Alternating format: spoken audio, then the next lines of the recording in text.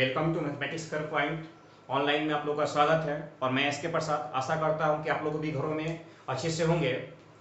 तो जिस तरह से समय निकलते जा रहा है उस समय के साथ साथ हम लोग भी आगे की तरफ पढ़ाई करते चले।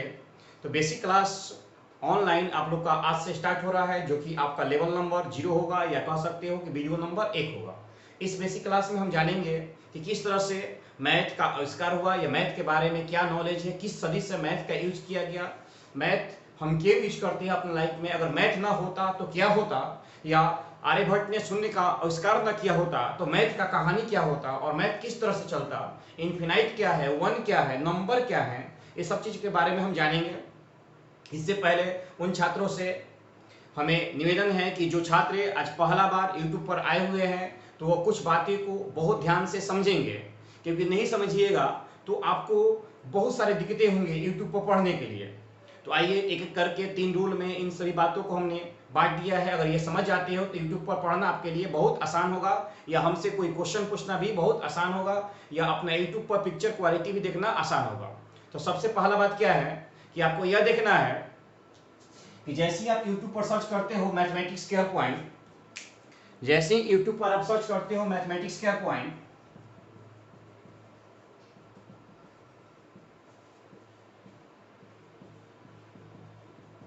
एस.के प्रसाद, ये आपने जैसे सर्च किया तो सर्च करने के बाद आपका यूट्यूब खुल चुका होगा।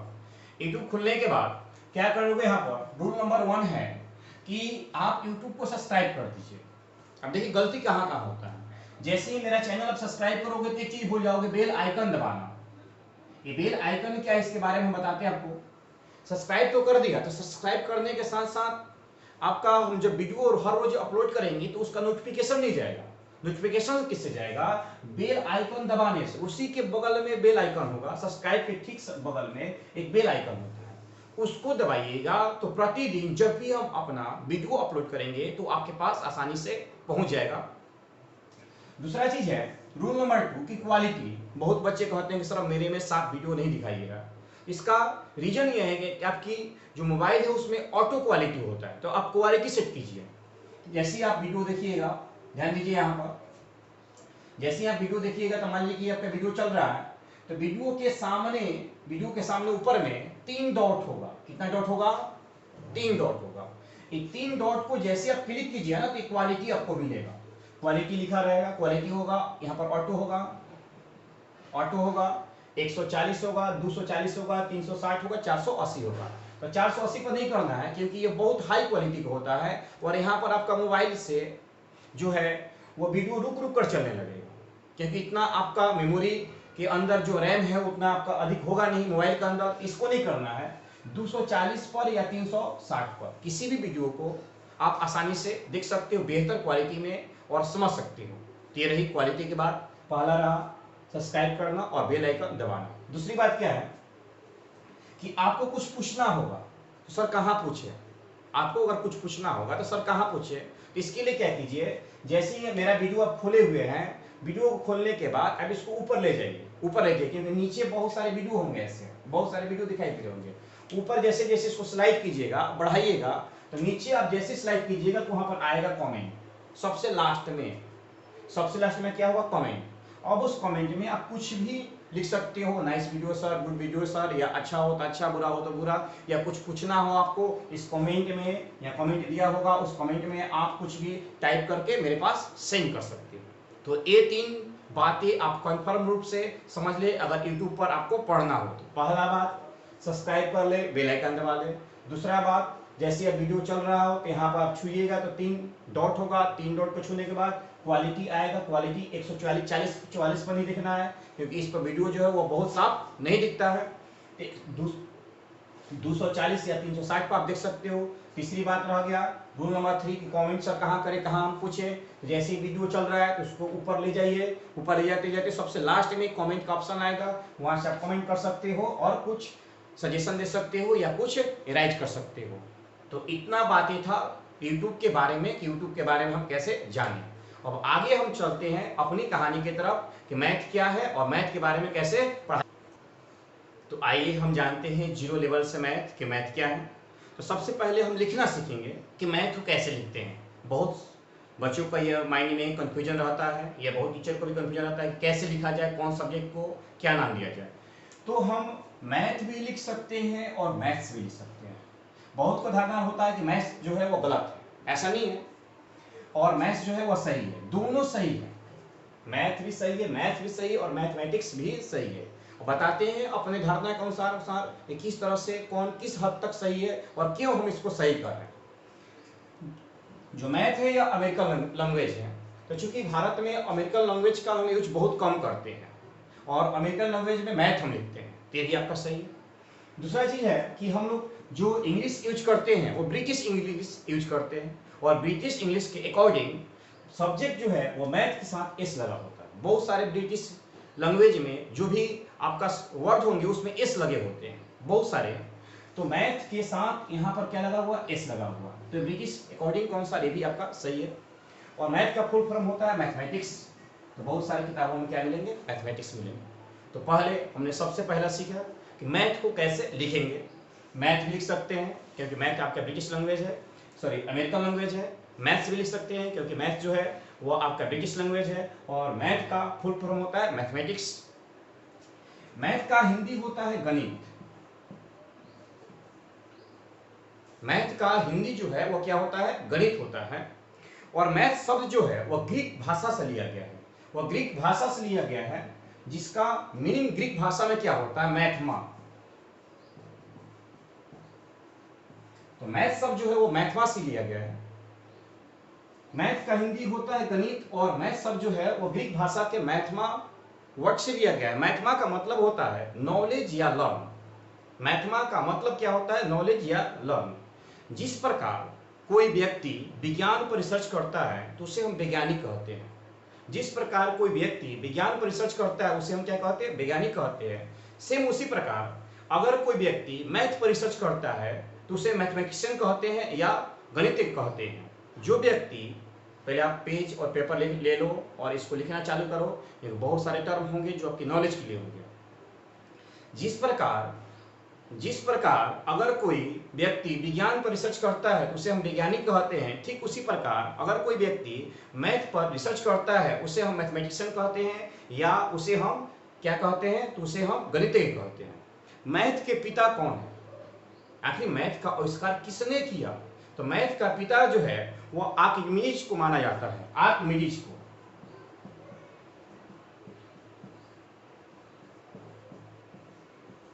आर्किमिडीज को मैथ का पिता के रूप में माना जाता है। आर्किमिडीज क्या है, तो आर्किमिडीज मैथ के पिता है। माना जाता है कि मैथ का जो भी जनक है वह कौन है, आर्किमिडीज है। इसी के अनुसार अकॉर्डिंग टू मैथ के बारे में हम पढ़ते हैं। तो मैथ का पिता कौन है, तो आर्किमिडीज है।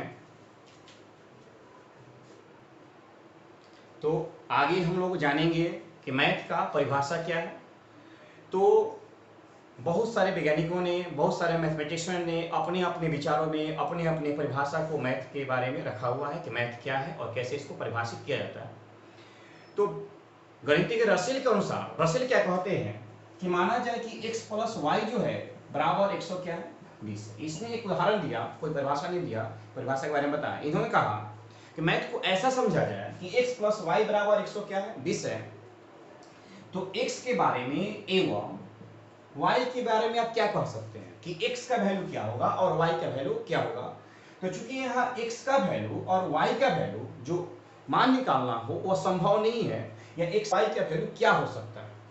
सिंपल तरीका से ऐसे कहा जाए कि x प्लस वाई बराबर अगर 120 है तो x का वैल्यू और y का वैल्यू का मान ज्ञात करना संभव नहीं है। यह रसेल ने कहा था x प्लस वाई बराबर 120 है, x और y के बारे में कुछ भी नहीं कहा सकता है। x और y कोई भी डिजिट हो सकते हैं, x से लेकर 120 तक, या प्लस में हो सकते हैं या माइनस में हो सकते हैं। तो ये रसेल का अपना थॉट था, इनके अनुसार इन्होंने कहा।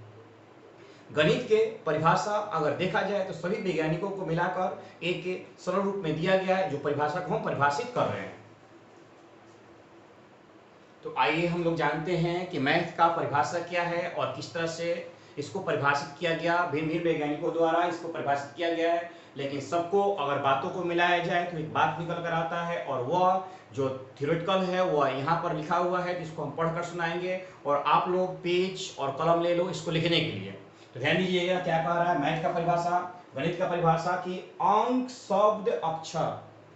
गणित में अंक भी होते हैं, शब्द भी होते हैं और अक्षर भी होते हैं। अंक, शब्द, अक्षर तथा चिन्ह एवं संकेतों का वह ज्ञान है। अंक, शब्द, अक्षर, चिन्ह एवं संकेतों का वह ज्ञान है। जी देखिए हम संकेत, संकेत क्या लेते हैं? थीटा लेते हैं। संकेत क्या लेते हैं? फाई लेते हैं। तो सब संकेत के काम करता है। एक और है कि अंक, शब्द, अक्षर तथा चिन्ह एवं संकेतों का वह ज्ञान है जिसकी सहायता से परिमाण, दिशा आदि का बोध अच्छी तरह से कर सकते हैं। तो मैथ का परिभाषा क्या है, गणित का परिभाषा क्या है? तो अंक, शब्द, अक्षर तथा चिन्हों एवं संकेतों का वह ज्ञान है जिसकी सहायता से परिमाण, दिशा आदि का बोध हम अच्छी तरह से कर सकते हैं। जैसे कि हम एक एग्जांपल लेते हैं कि हमें कहीं जाना है,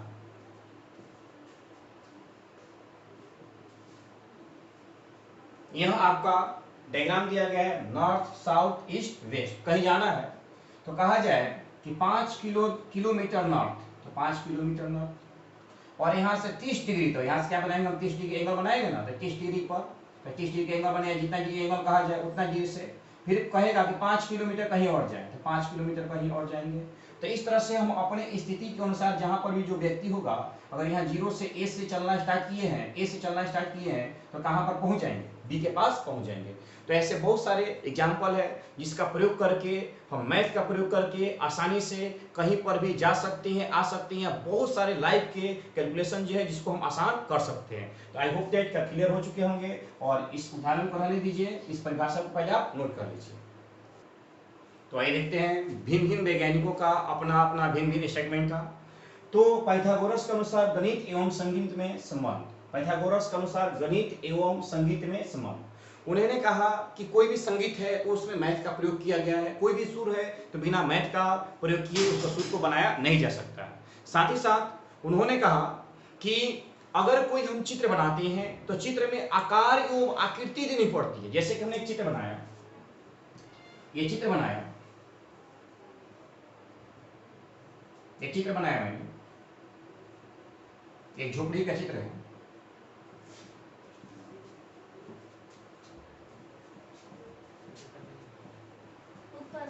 तो इसमें आपको आकार देना पड़ेगा और क्या देना पड़ेगा? आकृति देना पड़ेगा, तब जाकर यह चित्र जो है वह बन पाएगा। तो पाइथागोरस ने कहा था कि किसी भी चित्र को बनाने के लिए आपको आकार देना पड़ेगा और क्या देना पड़ेगा? आकृति देना पड़ेगा। बिना आकार और आकृति के कोई भी चित्र को आप बना नहीं सकते, कोई फिगर को आप क्रिएट नहीं कर सकते हो।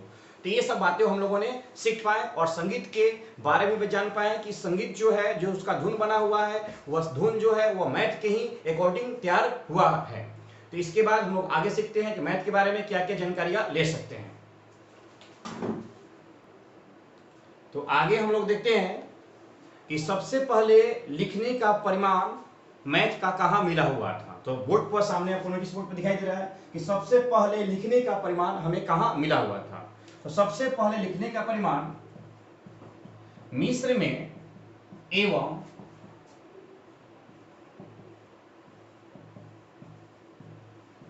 बेबीलोन में मिला हुआ था, जो कि बेबीलोन अभी जो है वह इराक में स्थित है। तो सबसे पहले लिखने का परिमाण मिस्र में और बेबीलोन मिला जब सभ्यता हब्यारी स्टार्ट हुई तब। तो सर कहां पर लिखा गया था? तो लिखने की प्रक्रिया जो था, मैथ की प्रक्रिया, वह भोजपत्र पर किया जाता, क्योंकि उस समय कागज का आविष्कार नहीं हुआ था। तो सबसे पहले लिखने का परिमाण जो है वह मिस्र में कहा मिला? बेबीलोन में मिला। और किस चीज पर लिखा गया? तो लिखा गया वह भोजपत्र पर। भोजपत्र पर ही अंकों को लिखा जाता था, वह बेबीलोनिया भाषा में या मिस्र की भाषा में। ये भी जान लें आप कि कौन सा शब्द और कौन सा अंक कितना लिखा गया। तो सबसे पहले 1 से लेकर 7 तक, 1 से लेकर 7 तक जो भाषा है वो भाषा कौवा और चिंपांजी ये सब बोल सकते थे। 1 2 3 4 5 6 7 यहाँ तक कौवा और चिंपांजी या हर तरह के जानवर जो है वो बोल सकते थे। लेकिन पहला बार जो मनुष्य है वह 7 से आगे बोलने का प्रयत्न किया, 7 से आगे बोलने के बारे में जाना। तो उसके बारे में हम जानते हैं कि किस तरह से आगे की भाषा जो है वह प्रयोग किया गया और 7 से आगे मनुष्य ने सबसे पहले ये बोलना सीखा कि 7 से आगे कैसे बोला जाता है और अपनी भाषाओं का प्रयोग करना सीखा। तो आइए हम लोग आगे देखते हैं कि मार्क्स के अनुसार सबसे पहले यह पता चला हमें कि ज्यामिति का आविष्कार सबसे पहले हुआ है। क्यों? क्योंकि 5000 वर्ष पूर्व जो पिरामिड बना हुआ है, 5000 वर्ष पूर्व, आपको पता होगा पिरामिड के बारे में, जो पिरामिड बना हुआ है वह ज्यामिति के नियम के अनुसार ही बना हुआ है। अगर ज्यामिति ना होता तो यह पिरामिड नहीं बनता। तो मार्क्स कहते हैं कि अगर सबसे पहले मैथ में कोई चीज आया होगा तो वो ज्यामिति आया होगा, क्योंकि ज्यामिति के अनुसार ही पिरामिड का आविष्कार किया गया 5000 वर्ष पूर्व पहले। इसके बाद हम बता रहे हैं आप लोग को, मार्कस ने बताया कि पाइथागोरस के ही प्रमेय करके पिरामिड को बनाया गया। अगर पाइथागोरस ना होता तो पिरामिड नहीं बनाया जाता। समझिए, इस तरह से उसने बताया मार्कस ने कि एक रस्सी ले लिया गया, बड़ा सा ये रस्सी है, एक रस्सी को 3 गांठ में माना गया, फिर इसी रस्सी को 4 गांठ माना गया। 4 गांठ, समझ गए? गांठ मतलब क्या, वहां गिरा डालना है। तो जितना अनुपात में 3 गांठ था उतना ही अनुपात में 4 गांठ था। फिर उसी रस्सी को 5 गांठ, 1 2 3 4 5 गांठ, और इस तरह से पिरामिड का निर्माण किया गया, बनाया गया। तो ये 3 गांठ, 4 गांठ और 5 गांठ क्या है, तो ये समझिए। अगर ये हम फिगर बनाते इस तरह से तो क्लियर होना चाहिए, या तो यह 3 होगा या तो यह 4 होगा। तो यहां देख लीजिए कि यह 3 गांठ में है, यह 3 हमने ले लिया, इसकी गांठ जो 4 गांठ में, इसमें हम 4 ले लिया, और इसकी जो गांठ है यह कितना गांठ की है, 5 गांठ की, हमने 5 ले लिया। और इस तरह से देखा जाए तो एक संपूर्ण त्रिभुज का निर्माण होगा। तो वहां पर जब चीन में पिरामिड बनाया गया होगा तो इसका प्रयोग किया गया होगा, जो कि ज्यामिति का प्रयोग किया गया। 3 गांठ, 4 गांठ और 5 गांठ, ये रस्सी पे बनाए गए गिरह थे, और उसी के अनुसार 3 गांठ मतलब लंब होगा या आपका आधार होगा, 4 गांठ में मतलब भी लंब होगा और आधार होगा, जो 5 गांठ है वो किसका काम किया होगा, कर्ण का काम किया होगा। इसी के साथ एक और साक्ष्य प्रमाण मिलता है, चीन का दीवार, जो कि मिस्र से 7000 किलोमीटर दूरी पर है, और वो भी अगर ज्यामिति ना होता तो इस तरह से उतराव और चढ़ाव ढलानों पर नहीं बनाया जाता, जो कि चीन का दीवार जो है वह ज्यामिति के आधार पर ही बनाया गया है। चीन ने डेसिमल पैलेस का निर्माण किया। चित्र के अनुसार उन्होंने अंकों को सजाना चालू किया। तो चित्र कैसे उसने तैयार किए, चीन ने चित्र के तैयार किया। चित्र कैसे तैयार किया, उन्होंने बांस के जो पेड़ होते हैं उन बांसों के पेड़ों से गिनना चालू किया कि किस तरह से 1 2 3 4 5 6 गिना जाए, या बांसों को पेड़ों के सहायता से गिना चालू किया गया। जैसे हम लोग देखते हैं कि चाइनीज भाषा क्या होता है, तो इस तरह की कुछ भाषाएं होते हैं, इस तरह कुछ भाषा होते हैं। तो यह उस समय क्या था, एक चित्र के रूप में काम करते थे। चित्र मतलब क्या, उसे बांस के जो पेड़ था उसको काट काट के छोटे छोटे गिरोह में रखते थे और उन्हें सजाया करते थे। इसका मतलब यह होगा, इसका मतलब यह होगा, इसका मतलब यह होगा। इस तरह से यह एक चाइनीज भाषा बन गया। और आगे हम लोग जानते हैं, भारत में जब आते हैं तो भारत ने 1 से लेकर 9 तक के अंकों को लिखना जो था ना वो सरल कर दिया। बहुत आसान भाषा में उन्हें लिखना चालू कर दिया कि 1 से लेकर 9 तक के अंक कैसे लिखा जाए। न कोई सिंबल था, न कोई चित्र था, वहां पर वह इस तरह से लिखे गए कि 1 2 3 4 5 6 7, इस तरह से अंकों को लिखना चालू कर दिया गया। तो 1 2 3 4 5 6 7 8 9 तक जब भारत ने लिखा तो एक सरल भाषा था, क्योंकि यहाँ पर एक चित्र था, और चित्र ना होकर वह डिजिट कहलाए, वह अंक कहलाए। साथ ही साथ जब भारत ने शून्य का आविष्कार किया, तो शून्य का आविष्कार आर्यभट्ट ने किया था। तो जैसे शून्य का आविष्कार हुआ तो मानो कि मैथ को इंजन मिल चुका है, यानी कि जैसे ट्रेन की डब्बा रखी गई हुई है और ट्रेन के डब्बा के साथ अगर इंजन लगा दे तो बहुत तेजी से चलने लगता है। तो जब शून्य का आविष्कार हो गया तो उस समय जो मैथ का मानो कि इंजन मिल गया हो, और वहां से मैथ का प्रयोग जो है बहुत अच्छी तरह से, बहुत सरलता से हम लोगों ने करना चालू कर दिया। भारत के अनुसार यह मान्यता है या माना गया है कि विश्व की रचना जो है वह शून्य से ही हुई है। विश्व की रचना जो है वह शून्य से हुई है, और विश्व जो है वह शून्य में ही विलीन हो जाएगा। यह हिंदू दर्शन में लिखा गया है कि विश्व की रचना जो है वह शून्य से हुई है, और विश्व जो है वह शून्य में ही विलीन हो जाएगा। तो हिंदू दर्शन में यह लिखा गया है, और इसका प्रमाण हिंदू दर्शन में आपको मिल सकता है। आगे बढ़ते हैं तो 7वीं शताब्दी में ब्रह्मगुप्त ने शून्य के बारे में कुछ कैलकुलेशन दिए, कुछ वैल्यू दिए। उन्होंने कहा या कुछ नियम दिए। ब्रह्मगुप्त ने क्या कहा, उन्होंने कहा कुछ प्रॉपर्टी दिए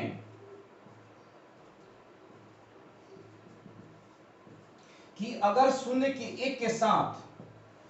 के साथ अगर हम किसी अंक को जोड़ते हैं तो शून्य प्लस अगर 1 जोड़ते हैं तो क्या होगा, 1 होगा। अगर शून्य के साथ किसी अंक को घटाते हैं या किसी अंक में से शून्य को घटाते हैं तो कोई फर्क पड़ने वाला नहीं है।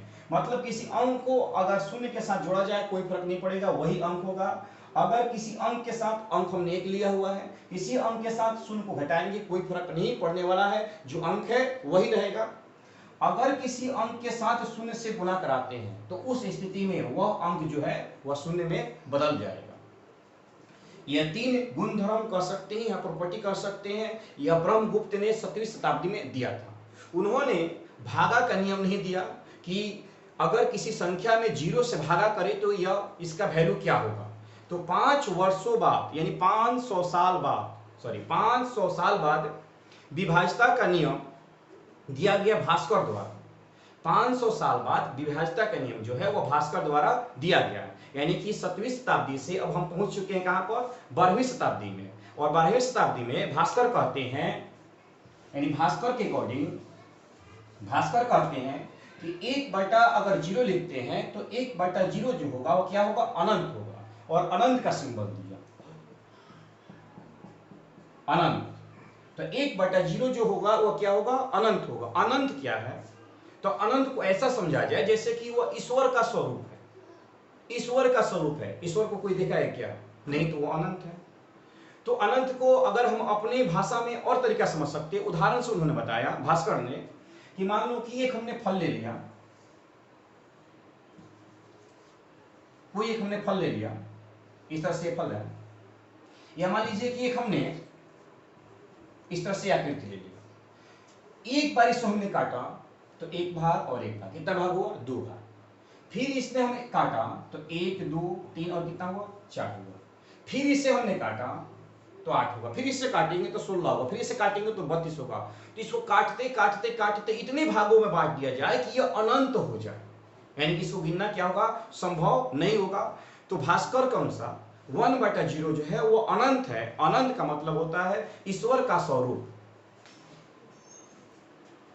मार्क्स के बाद माधव ने अनंत का परिभाषा अपने शब्दों में दिया। तो समझिएगा, बोर्ड पे लिखा हुआ है, इसको समझा रहे हैं। नोट और पेन आप लोग लिख कर रखिए, लेकर रखिए और इसको लिखना चालू कीजिए। क्या कहा उन्होंने माधव के अनुसार, किसी भी संख्या को अनंत टुकड़ों में तोड़ा जा सकता है। यानी कोई संख्या लिए हुए तो उसको अनंत टुकड़ों में तोड़ सकते हैं। एक तो एक को हम लिख सकते हैं ना, एक को तोड़ना अनंत टुकड़ों में तो 0.1 प्लस 0.001 प्लस 0.0001, ऐसे बहुत सारे टर्म होगा जो कि कभी खत्म नहीं हो सकता। कहां तक जाएगा, अनंत तक जाएगा। तो माधव के अनुसार कहते हैं कि किसी भी संख्या को अनंत टुकड़ों में तोड़ा जा सकता है, एवं किसी भी संख्या को अनंत टुकड़ों में जोड़ा भी जा सकता है। यानी किसी भी संख्या को अनंत टुकड़ों में हम तोड़ सकते हैं, तो अनंत टुकड़ों को मिलाकर किसी एक संख्या का हम निर्माण कर सकते हैं। यह माधव का गणित के बारे में, अनंत के बारे में यह विचार था, ये इनकी विचारधारा था। इसको आप नोट कर सकते हैं। माधव के अनुसार यह न था कि केवल अंक जो है वह जोड़ने और घटाने के लिए है। भारत ने निगेटिव नंबर का भी आविष्कार किया। भारत ने बताया कि निगेटिव नंबर भी होता है, जैसे कि अगर हम 3 में से 2 घटाते हैं तो क्या मिलेगा, हमें 1 मिलेगा। तो यह तो डिजिट हो गया, नंबर हो गया। ये सभी देशों ने बताया, लेकिन भारत ने बताया कि अगर हम 2 में से -3 यानी 2 में से 3 घटाते हैं तो मेरे पास क्या प्राप्त होगा, -1 प्राप्त होगा। और वही -1 जो है वह ऋणात्मक नंबर कहलाए, यानी कि निगेटिव नंबर कहलाए, निगेटिव संख्या कहलाए। तो सबसे पहले भारत में बताया गया कि निगेटिव नंबर कैसे आए और किस तरह से काम करते हैं, निगेटिव नंबर पर वर्क करना सीखा गया। इसके बाद भारत ने पाई का आविष्कार किया।